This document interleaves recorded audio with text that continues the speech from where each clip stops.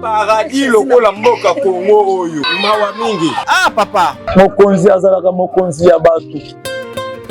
Que dit le peuple? Bienvenue à la chronique Que dit le peuple? Moi, Transco itinéraire n'a été Sounas, mais au moins, c'est un peu qui n'a des bonhommes. Nous tendons le micro au peuple congolais pour comprendre leur quotidien et avoir leur regard sur les situations d'actualité.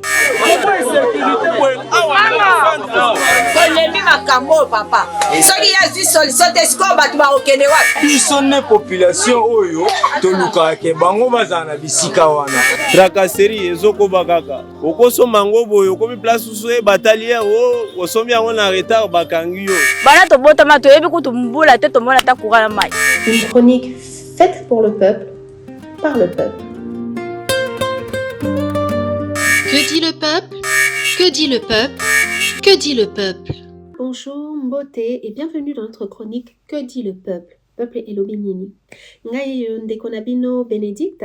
En tout cas, eza plaisir munene pona nga na solola na bino et bon on a pesa bino possibilité boyoka oyo peuple elobi. Peuple elobi nini. À travers témoignages, à travers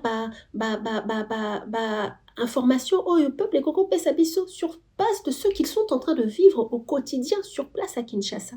Et c'est comme ça que vous verrez lors de nos émissions que nous donnerons beaucoup la parole au peuple pour écouter leur quotidien, écouter leurs témoignages, mais surtout pouvoir donner des pistes de solutions à certaines réalités que vivent nos frères et sœurs sur place à Kinshasa. Dernièrement, j'avais fait une émission concernant la situation qui se passe actuellement à Transco. Na lobaki nini moto epeli na Transco na sens nini.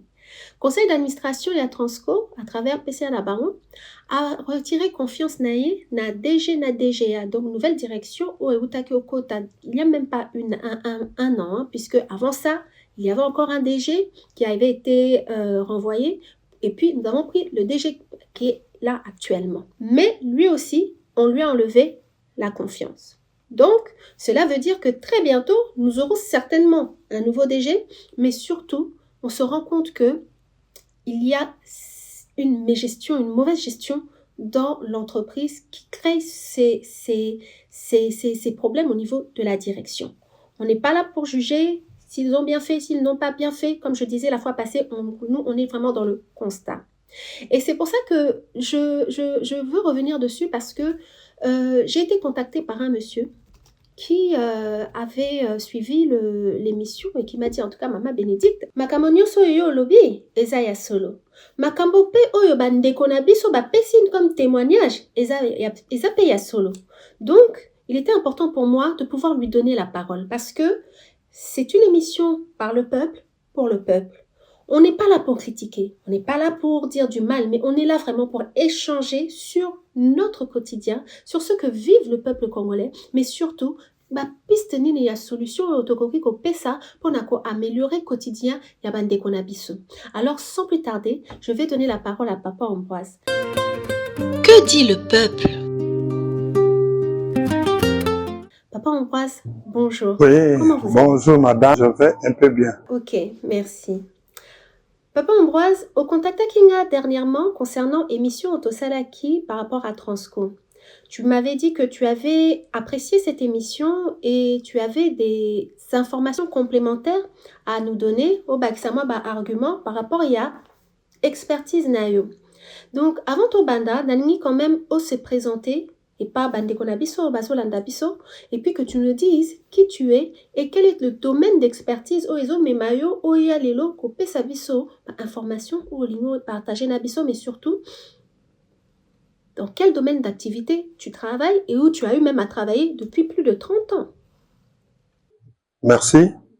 Ngai Kombonanga Mukwaba Belemi Ambroise. Kwaba Belemi Ambroise. Nazali ancien inspecteur principal des réseaux la Sotraz, Société à transport, de 1986 à 1992. Nazalaki Lisusu, directeur d'exploitation, il y a GESAC, Société de transport, et Zalaki Anakisasa, de 1998 à 2003. Nazalaki Lisusu, chef de service mouvement et trafic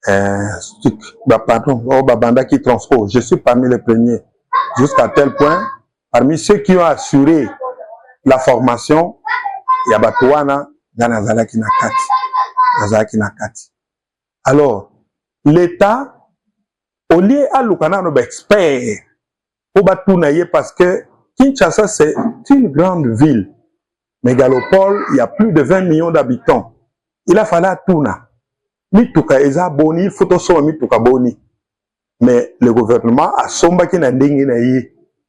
Il a acheté seulement 500 bus. Et c'est les 500 bus pouvaient répondre na ba besoin de la population. Le rôle a Touna qui va. Oui, mais papa Ambroise.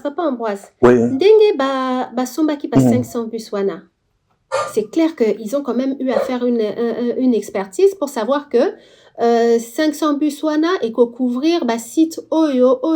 Je pense pas que décider karaboyale hop on achète seulement 500 bus parce que des fois tozana tolingane tikolaksake kondinabiso ou bien certains dirigeants font les choses aussi nandenge ya bakata. Mais bon, je pense quand même qu'il y a quand même un certain contrôle, une certaine expertise. Après, c'est vrai que on a aussi cette réalité où on fait face à certaines personnes qui ne sont pas réglo. Mais quand tu dis qu'ils avaient mis 500 bus Nanzela, c'est que quand même, ils ont quand même fait des calculs pour savoir que 500 bus wana et kozana site à boy, non? Bon, en principe, c'est ça. C'est-à-dire, dès qu'il y a 500 bus, parce que même la Sotraz, à comment qui n'a plus de 1000 bus, surtout il y a qui au même moment, tant que Bandaki, et Bandaki n'a pas 200 et quelques, qui n'dengue et comme mata, et comme na nombre de Sotras à Zalaki Nango. Tant que Transco, sombelier, 500 bus, à chaque, selon les normes et à transport en commun, après chaque 2 ans, il faut renouveler le parc. Après chaque 2 ans, il faut renouveler le parc. Pour l'année, parce que Mutuka, et ça le rôle à Mutu. Il tourne là 20 heures sur 24. 20 heures sur 24. Alors, à Kolemba, c'est ainsi que, après chaque 2 ans, il faut voir Baksami Tuka. Mais, dans l'État, ça là qui est en côté. Ça là qui est en côté, Mituka Liboso, il y en a 2013. En principe, en 2015, il a fallu pas Baksami Touka, mais rien. Et il a quitté. 2019, il a fallu pas Baksami Touka. Et il a quitté. Vous voyez qu'on a mis Touka, transport, il a mis Touka en 2019. Na effort, il y a DG Mokwa. Wana Nathan Yanani, c'était quel DG qui était là? Parce que c'est vrai qu'il y a beaucoup de DG qui sont passés à Transco, ça c'est une réalité. DG à Liboso, il y a Transco, à Zaki Mundele. Après ça, qui charge Wana Mundele. Alors maintenant, quelques temps après, joint Aye, Bani Kosala Makopa. Pour Bamona qui a beaucoup de recettes, beaucoup d'argent, Basali Makopa, Bengani Mundele Wana.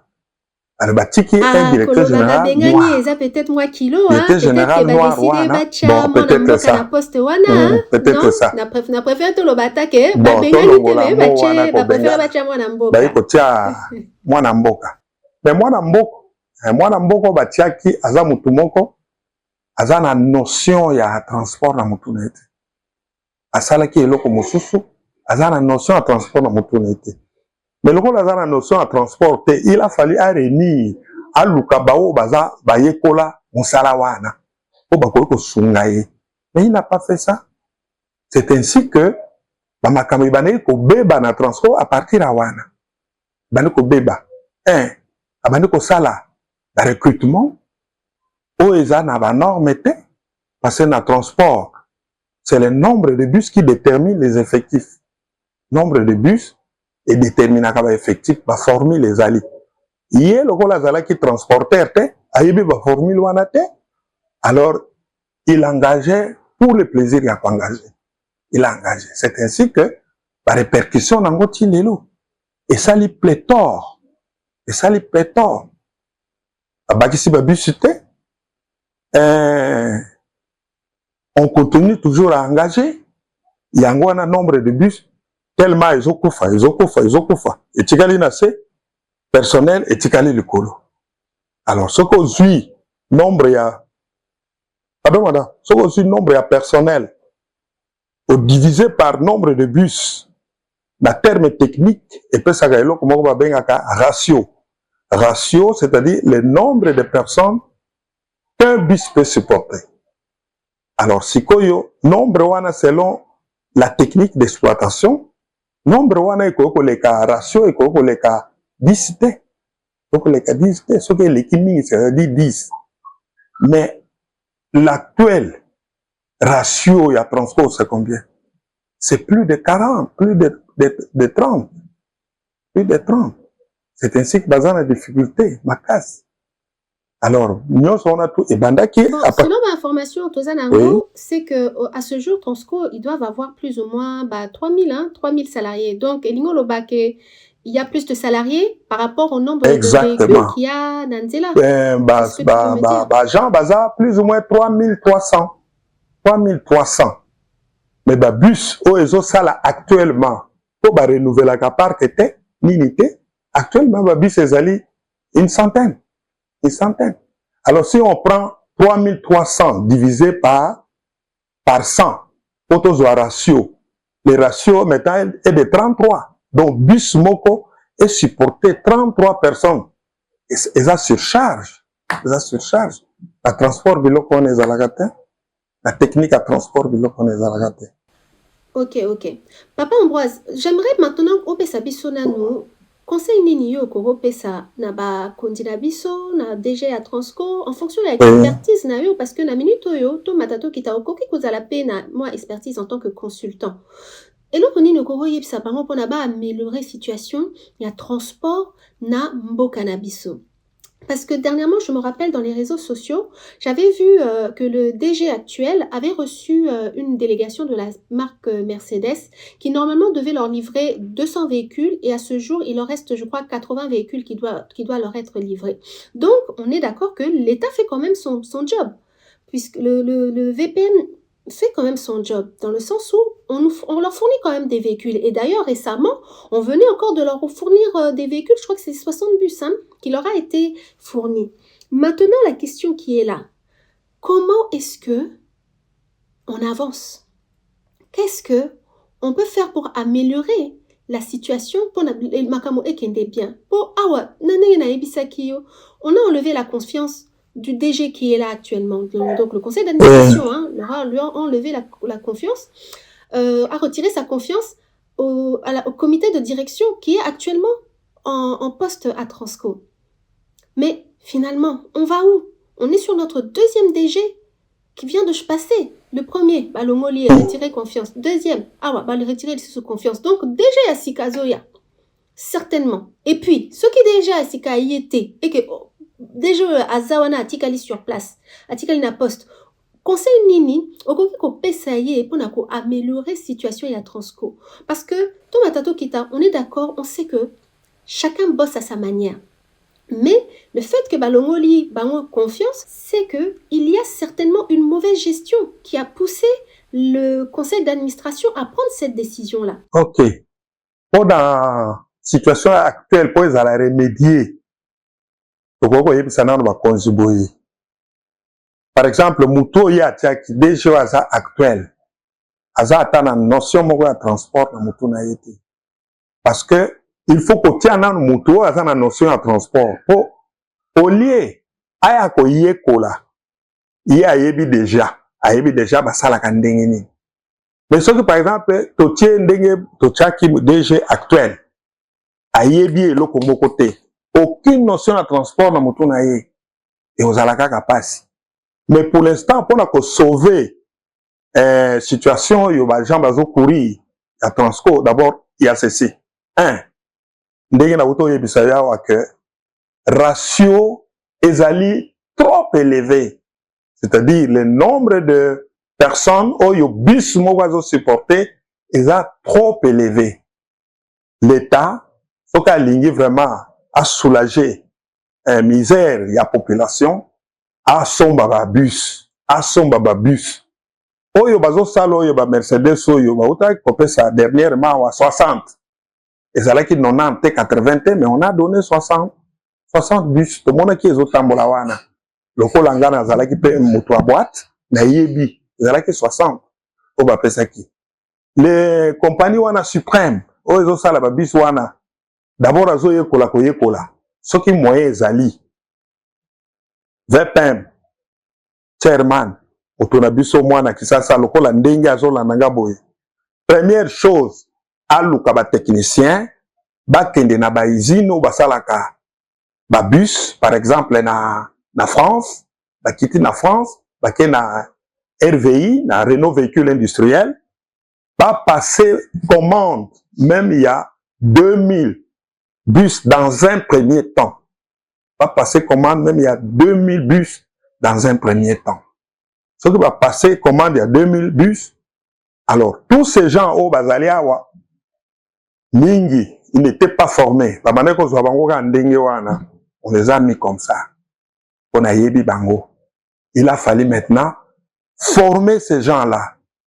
Former les régulateurs, former les inspecteurs, former les percepteurs. Réduire nombre ya nini ya personnel. Ce qui va réduire nombre de personnel à ce moment-là, moi espoir et comme on a.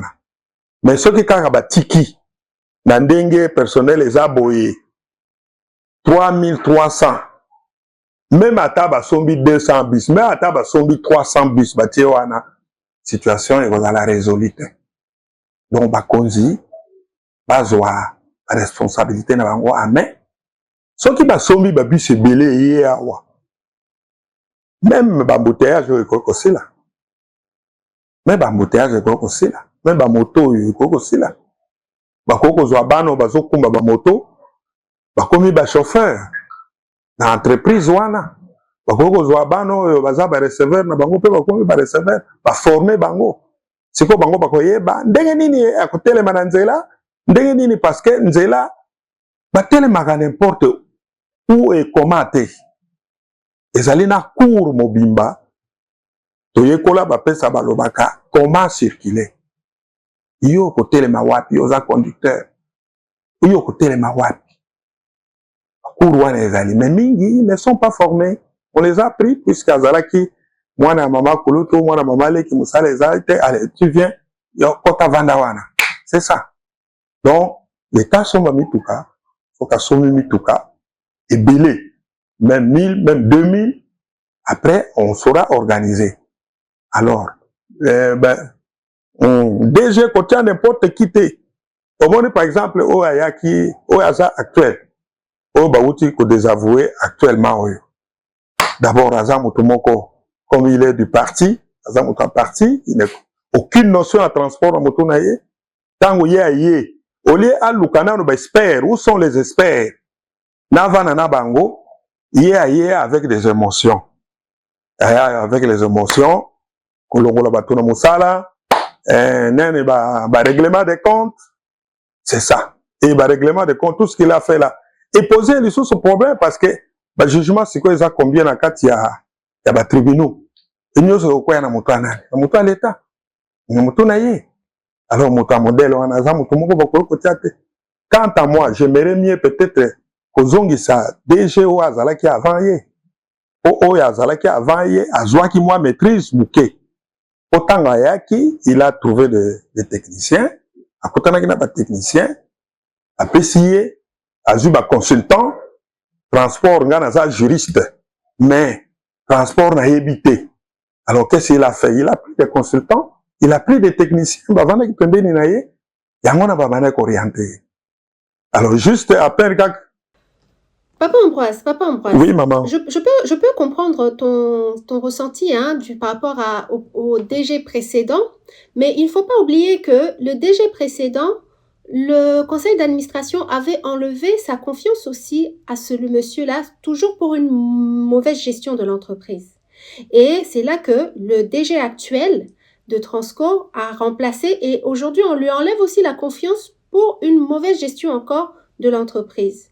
Bon, on va dire quoi? Est-ce que c'est la faute du PCA ou bien du conseil d'administration, c'est la faute de Monsieur Bemba. Je ne pense pas. Je pense que c'est la faute des personnes que l'on met à ces postes-là, qui peut-être n'ont pas une expertise claire sur le métier du transport. On peut se dire ça dans ce sens-là, et donc ça doit peut-être pousser à réflexion le conseil d'administration pour cette fois-ci sélectionner une personne qui a une certaine expertise dans le milieu du transport. C'est ça qu'il faut se dire, parce que chaque personne a son rôle à jouer. C'est pas le PCA qui va venir jouer le rôle de DG, c'est pas le VPM qui va venir jouer le rôle du DG. Eux donnent leur confiance et s'appuient sur le rôle du DG. Enfin, s'appuient sur le travail du DG qu'ils mettent en place pour gérer l'entreprise. Donc, je ne pense pas qu'on doit dire que tel avait fait mieux que tel, parce que les constats sont là. Et comme je dis, on n'est pas là pour critiquer, ou pour dire que celui-ci est mauvais, celui-ci est bon. Non, on est là juste pour constater et voir dans quelle mesure on peut apporter des pistes de solutions pour la population. Na biso ba mona pe clair, ba sepela pe ba lobake na minute RDC toza na société na biso ya Transco, ya transport Transco ezo sala musala na ye, il fait son job. Papa Ambroise, donc tozo komanasu ka émission na biso. J'aimerais te donner la parole pour nous dire quel est le message que tu veux donner au peuple congolais. Quel est le message que tu aimerais apporter aussi na Bakondi Nabiso, VPM Nabiso, Monsieur Jean-Pierre Bemba, qui est le vice-premier ministre du transport. Et quel est tes derniers mots, hein, puisque nous arrivons vraiment à la fin de notre émission.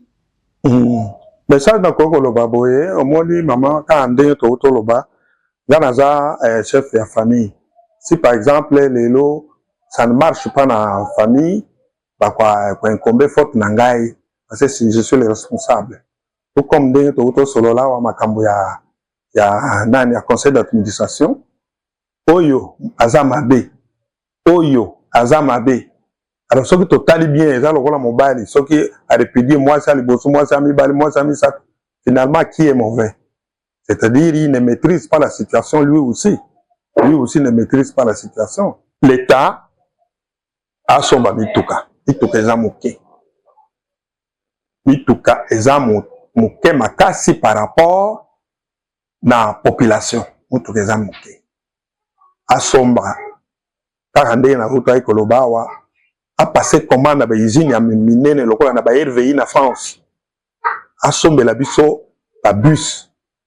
Total qui ba bus modèle Renault ezala qui peut bien awa totambola qui na Renault ezala qui peut bien aso ba bus a passé commande ya makasi même 2000 bus dans un premier temps après a tia n'importe qui té na direction ya ba bus wana ce que ezali 2000 bus a luka oyo ayebi mosala parce que on ne peut pas prendre un ingénieur qui côté médecin a ça les locomote parce que technique ya médical il y a évité.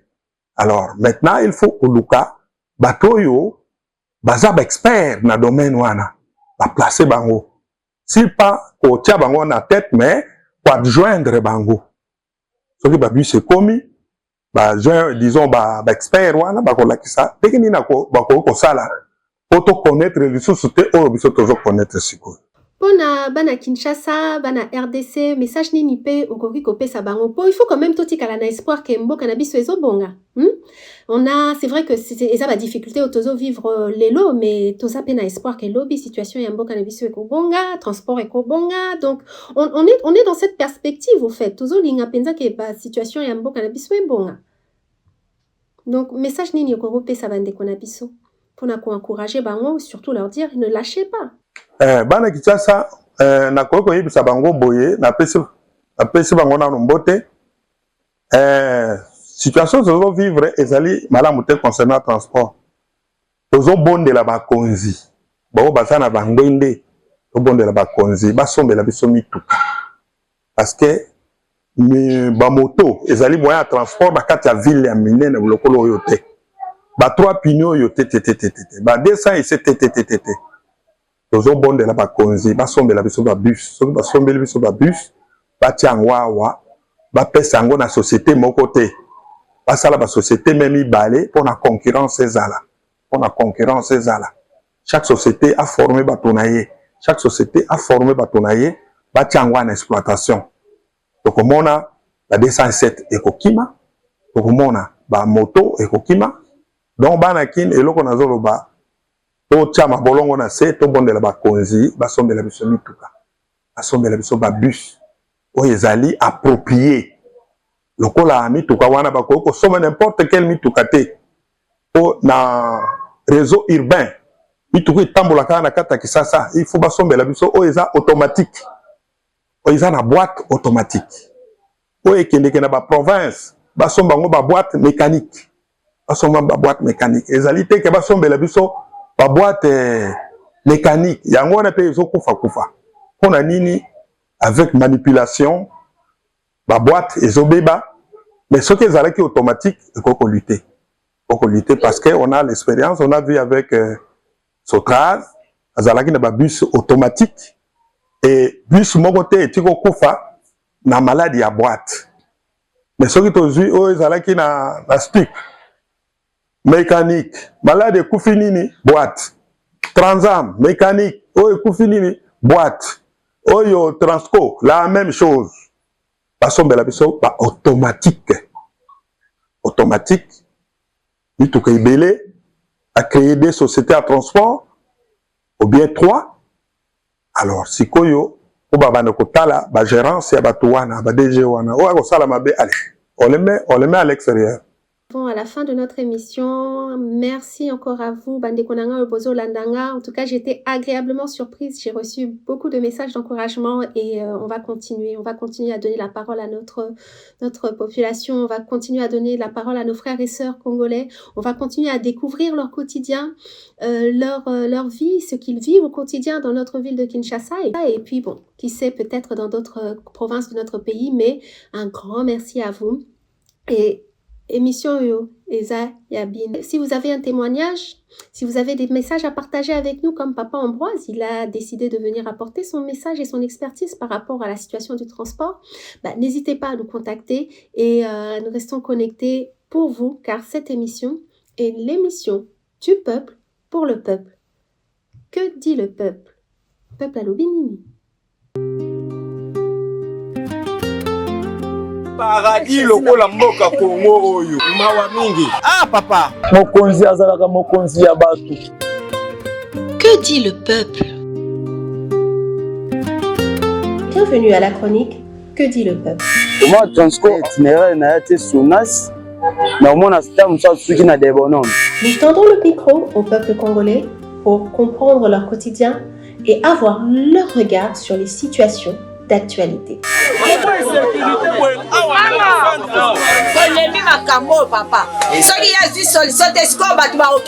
Pisone population oyo toluka ke bango bazana bisika wana. Tracasserie ezokoba kaka. Okosoma ngo boyo okomi place usu e batalier o osomi yango na retard bakangi yo. Bana to botama to yebi kutu mbula te to mona ta courant mai. Une chronique faite pour le peuple, par le peuple. Que dit le peuple? Que dit le peuple? Que dit le peuple?